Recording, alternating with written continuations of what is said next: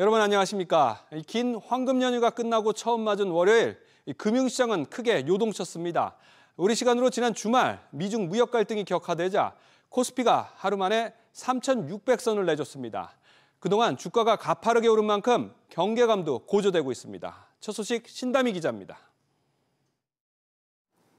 삼성전자가 1.17% 하락하며 9만 3천 원 선에서 장을 마쳤습니다. 특히 프리마켓에서 9만 300원까지 급락하며 9만 원 선 붕괴 우려를 키우기도 했습니다. SK하이닉스도 장 초반 40만 3천 원 선까지 떨어졌다 3% 넘게 빠진 41만 원 선에서 마감했습니다. 트럼프 미국 대통령이 중국의 히토류 수출 통제 움직임을 비판하며 내달 1일부터 중국에 100% 추가 관세를 부과하겠다고 밝힌 영향입니다. 이에 지난 주말 미국 증시에서 엔비디아 주가는 5% 가까이 급락했고 테슬라와 애플 등 주요 기술주도 직격탄을 맞았습니다.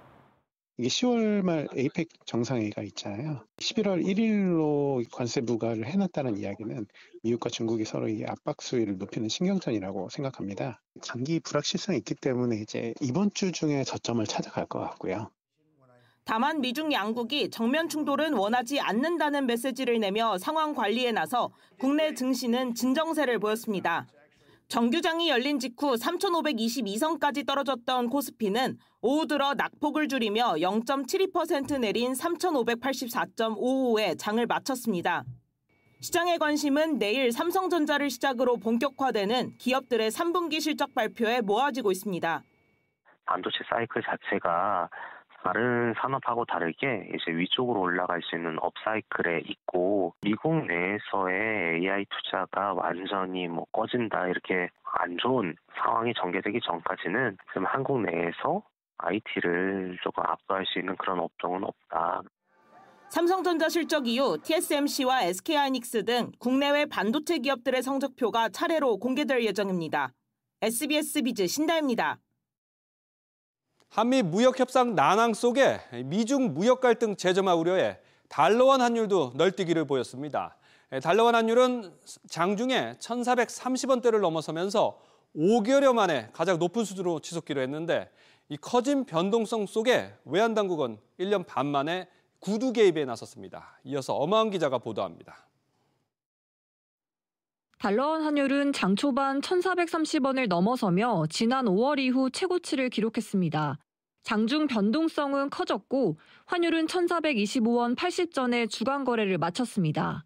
위험회피 심리가 좀 강했던 것 같고요. 미국과 중국의 무역 갈등 재점화 우려 때문에 증시가 다 조정을 좀 컸는데 안전자 선호 때문에 원화가 달러 대비 약세를 보였고 중국이 미국산 대두 수입을 중단한 데 이어 수출 규제 확대 조치를 발표하자 미국은 중국에 100% 추가 관세를 내달부터 부과하겠다며 맞불을 놨습니다. 아직 결론 짓지 못한 대미 투자 방안에 따라 환율 변동성은 커질 것이란 전망이 나오는 가운데 외환당국은 시장 쏠림 가능성을 경계하겠다며 구두 개입에 나섰습니다. 다음 주에 있을 금리 인하 여부하고 미국의 금리 인하 여부, 일본의 아베노믹스를 다시 시행하느냐 이런 요인들이 우리나라 환율에 영향을 미치는 요인이다. 이렇게. 안전자산에 투자가 몰리면서 달러뿐만 아니라 금값도 연일 오르고 있습니다. 금 현물 가격은 장중 온스당 4,060달러까지 오르며 사상 최고치를 기록했습니다. SBS 비즈 엄하은입니다. 미국의 관세 정책에 중국이 히토류 수출 통제로 맞대응하면서 미중 간 갈등이 재연될 조짐을 보이고 있습니다. 우리 최대 수출 시장 간 마찰이 고조되면서 우리 경제에도 긴장 수위도 높아지고 있습니다. 고율 관세에 따른 대미 수출 급감 심화와 미중 간 무역 갈등 재점화로 올 4분기 수출은 험난한 길이 예상됩니다. 오서영 기자, 먼저 이달 초 수출 어떻게 집계됐습니까? 네, 이달 1일부터 10일까지 수출은 1년 전보다 15.2% 감소한 129억 6,600만 달러로 집계됐습니다. 같은 기간 수입도 22.8% 감소했으나 수출보다 많은 134억 9,300만 달러를 기록하면서 무역 수지는 5억 2,700만 달러 적자를 기록했습니다. 이번 추석 연휴로 조업일수는 지난해보다 줄어들어 하루 평균 수출액은 33.2% 증가하게 됐습니다. 이번 달 수출은 47% 증가한 반도체가 견인했는데요. 반도체는 전체 수출 비중의 34.7%를 차지했습니다. 반면 승용차나 철강 품목의 수출은 감소했습니다.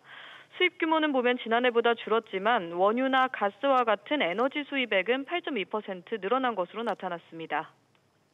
네, 일단 수출 급감 우려는 일부 덜어내기는 했지만 대미 수출은 걱정이죠. 네, 이번 달 미국 수출은 14억 600만 달러로 1년 전보다 43.4% 감소했습니다. 중국 수출도 28억 2,600만 달러로 19%가량 줄었고 유럽연합 수출도 44% 감소했습니다. 반면 대만으로의 수출은 19억 4,700만 달러로 200% 늘었는데요. 이달 실질적인 조업일수가 3.5일밖에 되지 않아 대부분 국가로의 수출이 모두 줄었습니다.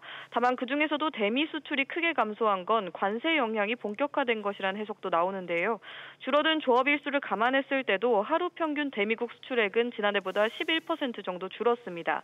SBS 비즈 오서영입니다. 계속해서 다음 소식들 전해드리겠습니다.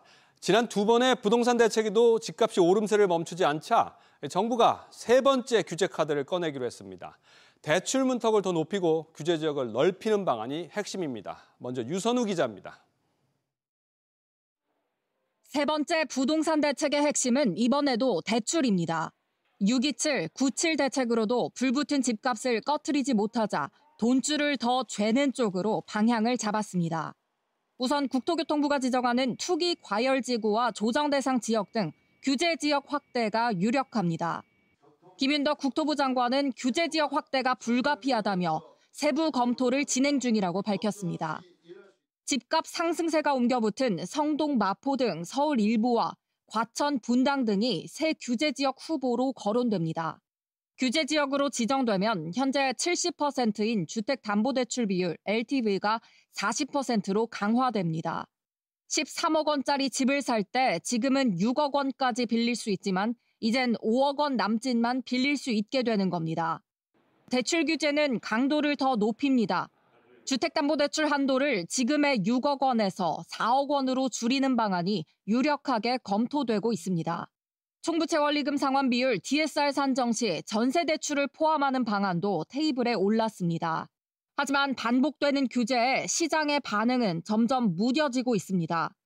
여전히 풍부한 유동성, 공급 부족에 따른 희소성 등이 여전히 작용하기 때문에 중장기적으로 인근 지역으로 확산하는 이른바 풍선 효과가 발생할 수 있는.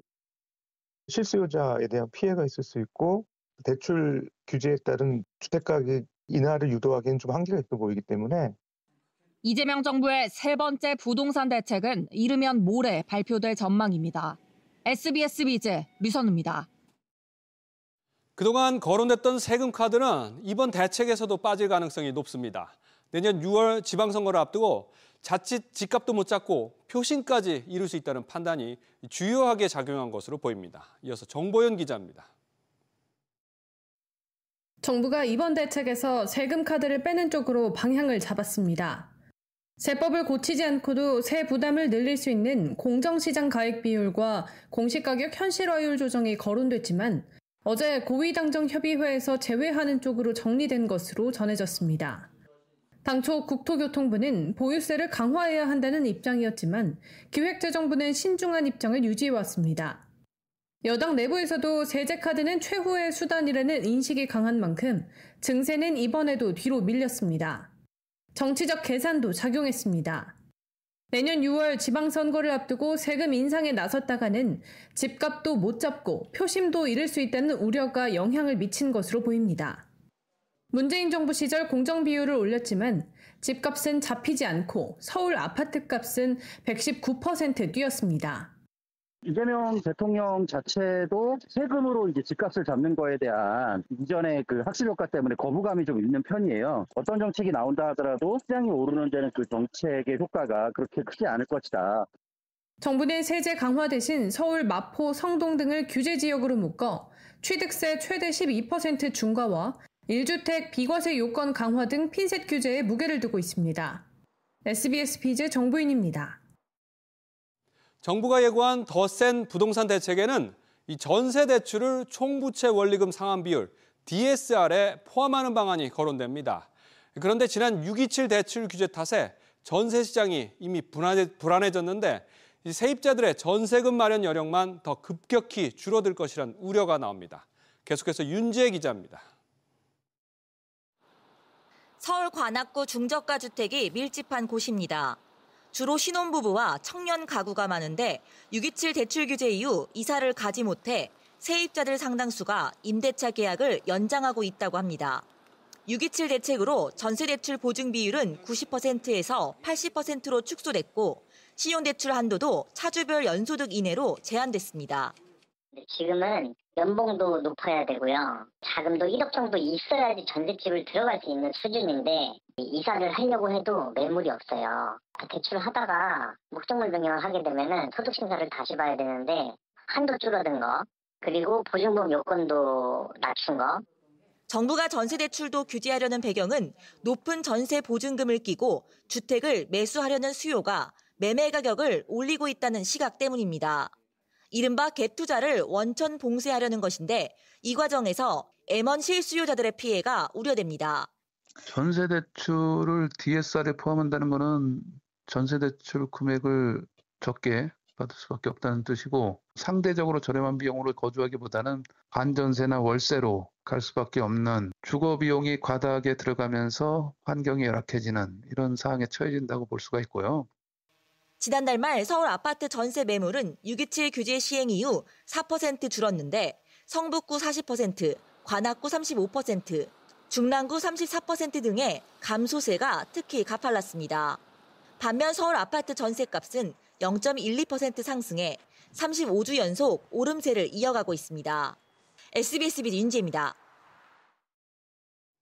올해도 카드사들이 이 혜택이 큰 이른바 혜자 카드를 줄줄이 단종시키고 있습니다. 이 가맹점 수수료 인하로 수익성이 악화되면서 카드 연회비는 올리고 무이자 할부 혜택도 줄이는 행보를 이어가고 있습니다. 이한나 기자입니다. 간편결제, 디지털 플랫폼, OTT 등에서 높은 할인 혜택을 제공하며 혜자 카드로 불렸던 새마을금고의 한 카드가 출시 3개월 만에 단종됩니다. 불과 한 달 전까지만 해도 단종 논의는 시기상조라던 새마을금고는 결국 단종을 공식화했습니다. 이게 다 비용이죠. 카드사 입장에서는 혜택을 주면 줄수록 비용이 많이 나가는 거잖아요. 그래서 어쩔 수 없이 혜택을 줄이는 겁니다. 올해 상반기에만 신용 체크카드를 합쳐 400종이 사라졌습니다. 단종 카드 수는 해마다 급증해 이 추세라면 올해는 800종을 넘어설 것으로 보입니다. 가맹점 수수료율 인하로 카드사들의 수익성이 악화되면서 좋은 혜택을 제공하던 카드들이 단종되고 있습니다. 또 할부도 축소하고 있습니다. 카드사들에 대해서 수수료 압박이 계속 지속되고 있고 앞으로 이런 상황이 악화될 것이다. 실제로 8개 전업카드사의 올해 1분기 가맹점 수수료 수익은 1년 전보다 약 10% 줄었고 같은 기간 연회비 수익은 20% 넘게 증가했습니다. 혜택은 줄이고 연회비는 올리는 카드사들의 움직임에 소비자 부담은 더욱 커지고 있습니다. SBS 비즈 이한나입니다.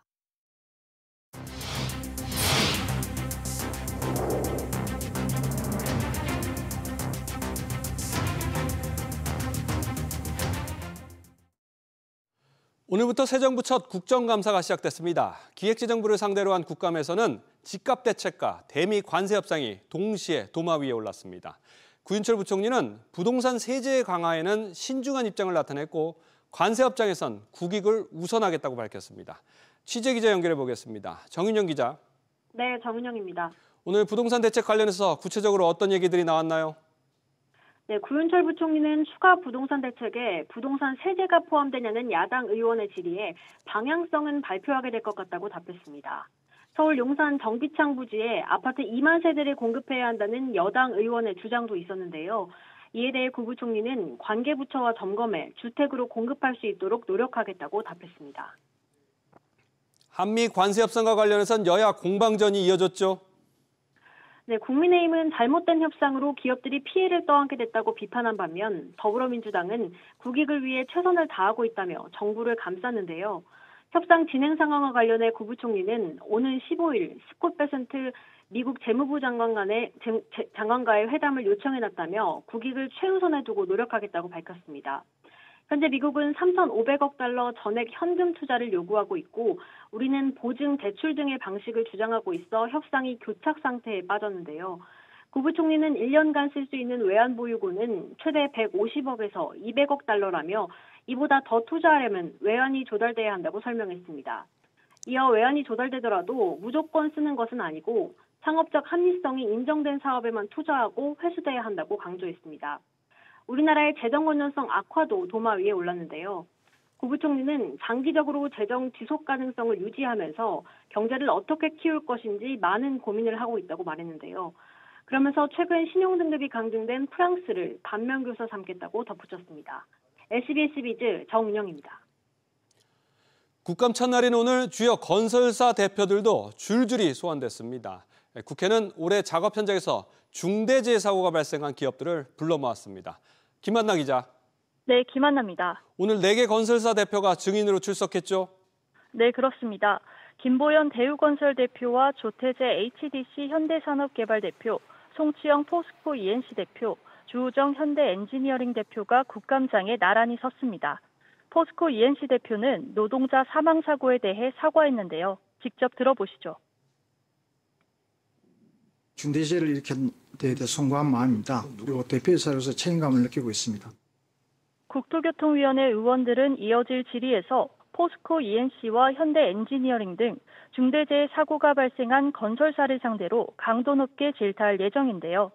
건설사 최고 경영자들의 책임에 대해서도 집중적으로 따져 물을 것으로 보입니다. 기업인 소환을 최소화하겠다는 기조에 따라서 국토위 증인은 줄었다고요? 네, 그렇습니다. 허윤웅 GS건설 대표와 김희배 제주항공 대표, 최주선 삼성 SDI 대표가 증인 명단에서 제외됐습니다.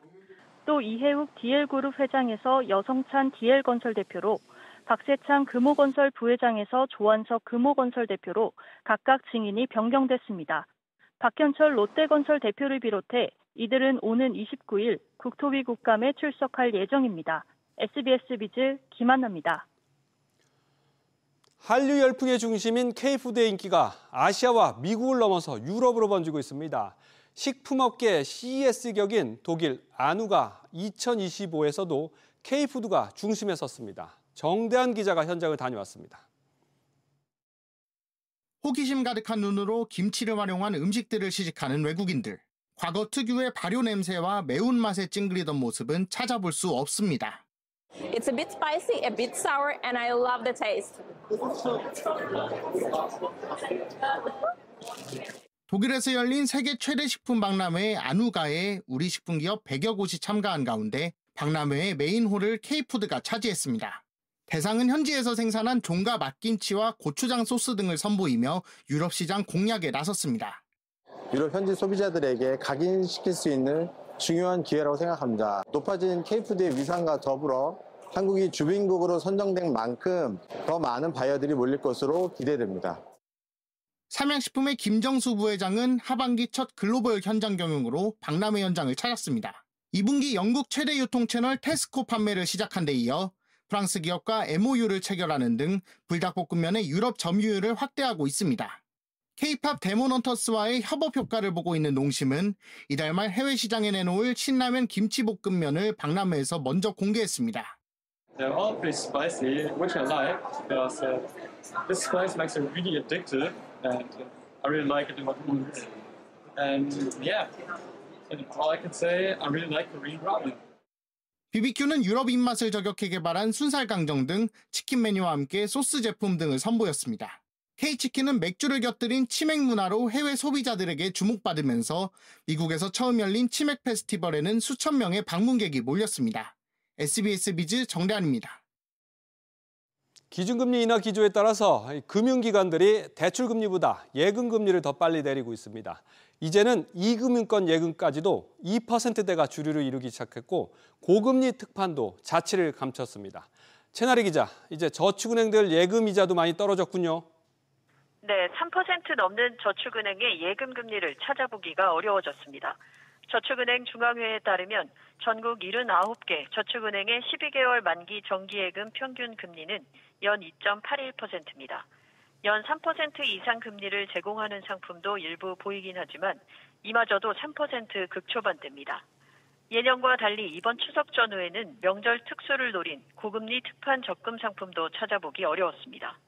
PF 부실력 제출 여파가 아직인데다 대출 규제 강화로 수신을 늘릴 여력이 부족한 영향인 것으로 풀이됩니다. 농협이나 수협 등 다른 상호금융권 예금 이자 수준은 어떻습니까? 네, 저축은행과 상황이 크게 다르지 않습니다. 한국은행 자료에 따르면 상호금융권 수신금리는 올 8월 기준 새마을금고 연 2.8% 등 평균 2% 중후반대입니다. 최근 시중은행의 저축성 수신금리는 기준금리보다 낮은 수준으로 평균 2% 중반대에 머물고 있습니다.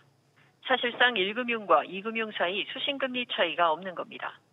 이렇다 보니 24년 만에 1억 원으로 5천만 원이 상향된 예금자 보호 한도에 따른 대규모 자금 이동은 전혀 나타나지 않고 있습니다. 금융위가 지난달 한도 상향 전후 상시 점검 태스크포스도 구성하고 모니터링 중이지만 요란했던 대비와 달리 머니무브가 없는 겁니다. 수신금리 경쟁 환경이 사라지면서 갈 곳 잃은 예테크족의 자금이 은행권의 배만 불리는 요구불 예금 곳간에 쌓이고 있습니다. SBS 비즈 최나리입니다. 배달앱 시장 양대 강자인 배달의 민족과 쿠팡이체 갑질 의혹에 대해서 공정거래위원회가 본격 제재에 나섰습니다. 공정위는 이들 업체가 시장 지배력을 이용해서 점주들을 상대로 각종 불공정 행위를 했다고 보고 있습니다. 신채원 기자. 네, 신채원입니다. 두 회사의 불공정 행위 구체적으로 어떤 겁니까?